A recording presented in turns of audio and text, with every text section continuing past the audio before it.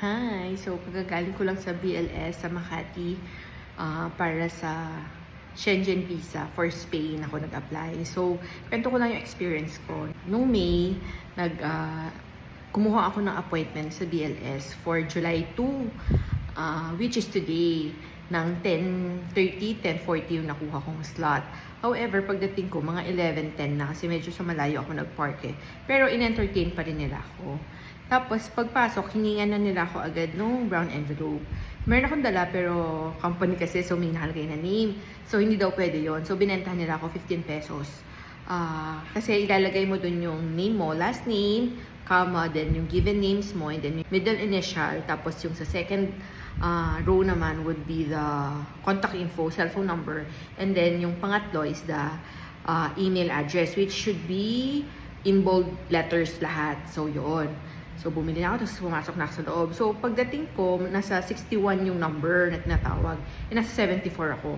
Kalimutan ko yung application form ko. So, nanghingi na lang ako doon sa counter ng application form. Which is, madali lang naman siya actually. Straightforward lang siya. Try ko siya i-fill out sa PDF. Pero hindi siya pwede. Hindi siya na-edit. So, talagang kailangan print talaga tapos handwritten, ganyan. So, madali lang naman din. Kompleto ko rin yung mga documents na usual. Meron naman checklist sa BLS website for the requirements. And then may photo din na kailangan na yun. So, nung nagpa-online appointment ako ng July 2, nagbayad na ako ng 1,170 via GCash ata ako nagbayad nun. So, that's for the BLS fee pala. Tapos, pagdating sa BLS, nagbayad ako mismo ng cash for the visa fee, which is 6,240. However, nung nagbabayad na ako, sinabi ko doon sa counter ng submission ng documents na hindi ako mag-avail ng courier or any other optional services. Pero ang ginawa nila, chinarge pa rin nila ako. So, pagdating sa cashier, ang siningil sa akin is 6,870. So, nagtanong ako, bakit ganon? Ano yung para saan yung 6,240 nagbayad na ako ng 1,170 online. So, tapos sabi nila, meron daw mga additional services. Yung courier nga, even though hindi ko kukunin, babayaran ko, which is 450 pesos. Tapos, meron ding SMS notification, which is 180 pesos. So, di ba, for a text, sabi ko hindi na. Kasi, since sa BLS naman, makikita ko naman doon yung status. I just have to check it siguro after 5 to 10 working days. And then, usually, nag-email naman yun eh. Pero ang sinasabi nila, wala daw email notification. Pero I doubt. So, we will see. Sa VFS kasi, merong email notification. Hindi yun extra service. Mag-email talaga si embassy kung nailabas na yung decision for your application. So, yun.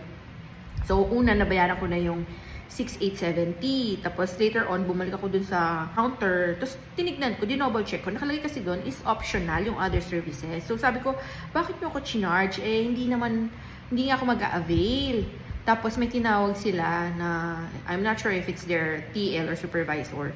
Tapos, ang ginawa, ni-reverse yung charge, tapos ni-refund na lang sa akin yung nasa 630 pesos din. So, yun lang. Kung i-compare ko si VFS siya si BLS, si VFS nasa alam ko 500 plus lang ang fee niya eh.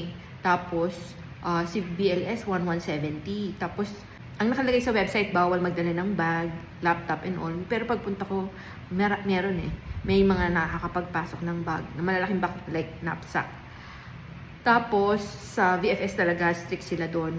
Meron silang paid locker. Kung meron kong dalang gamit. Tapos, kukunin mo na lang kapag tapos mo. So, yun lang. Nakita ko lang din, na-compare ko lang din yung amenities. Mas maganda sa VFS compared sa BLS. So, yun lang. Tapos, nung pagbalik ko pala, binalikan ko kasi yung OR kasi inabutan na ako ng lunch break eh. So, pagkatapos nung cashier, nag-biometrics pala muna ako. Kinuha yung 4 fingers, tas yung thumb ng left and right. Tapos, pagbalik ko sa cashier, ayun, merong isa doon, 8 AM yung appointment niya. Pero, since after lunch na, sabi nila, i-entertain pa rin daw sila, pero sa premium lounge na daw sila, which is additional 2,500 pesos. So, dalawang isip din yung girl kanina. Kasi nga, di ba, the online appointment is only 1,170. So, sabi niya, sige, babalik na lang daw siya, tapos mag-schedule na lang siya ng appointment ulit. Pero ako, kasi chinek ko na rin eh, kasi kanina nga baka hindi ako umabot. Magpapareschedule na lang ako. Kaso nga lang, parang August, second week of August na yung earliest na merong available na slot. So, yun. Buti na lang, in-accommodate ako kanina. So, yun lang ang aking BLS experience, and I'll update you kung mabibigyan ba ako ng visa or made-deny. So, hopefully, by July 17, meron ng update. So, yun lang. Hi, it's July 17, Friday, and for collection ko na yung passport ko since hindi nga ako nag-avail ng courier service ng BLS. So, nag-email sila sa akin ng July 10, Friday, at around 4:30 na available na daw for collection between 3 and 4 p.m. However, 4:30 ko na na-receive yung email. So, technically, Monday ko na siya pwedeng pick upin.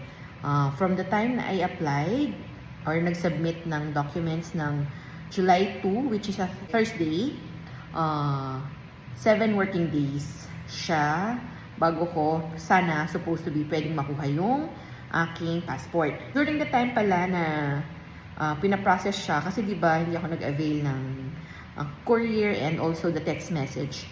From my experience, nag-email naman si BLS, so hindi na kailangan yung 180 pesos na text. Actually, naka-receive pa rin nga ako ng text, siguro hindi nila natanggal sa system. Pero, that's after na. Nauna yung email before yung text ni BLS. So, hindi sulit kumuha ng text message ng 180 pesos na service. Pakita ko sa inyo kung paano ko siya minomonitor, kung kamusta na yung aking application. Yung BLS website. Yan. So, meron dito, track application. May check visa status. Makukuha mo yung reference number. Sa akin kasi, in-email ni BLS yung reference number ko. So, I'll try to input it, ha? Wait lang. The reference number starts with M and L and then followed by 11 digits. And then, yung birthday mo ilalagay mo. So, ayan. Ang nakalagay dito sa akin is the current status is the passport ready for collection. So, what I'm trying to say is that there are other ways para malaman mo yung status ng application mo. So, you don't have to avail of the text message. Pero kung marami ka namang pera, 180 pesos for a text message, push mo na, di ba? So, yun lang. Update ko kayo later sa aking application. Bye! Hi! So, nandito na ako sa bahay and galing akong BLS. Siguro 10 to 4 nandun ako kanina. Tapos, ganito kasi itsura niya pag binigay. So, inopen ko na siya just to be sure na passport ko yung nandito sa loob. Pero, pagdating ko sa parking, doon ko na lang siya inopen. Kasi, hindi ako prepared sa magiging reaction ko pag denied. So, I decided sa parking ko na lang siya i-open. And, yun, I'm so happy. Thank you, Lord. Kasi na-approve ako ng 90 days and multiple entry. How I wish, no, na makabalik ako doon within 90 days. So, magamit ko siya more than once. Kasi nga, medyo 6,000 ang di ba? Pero yun lang, I'm so happy. So, buen camino! Yun lang, bye!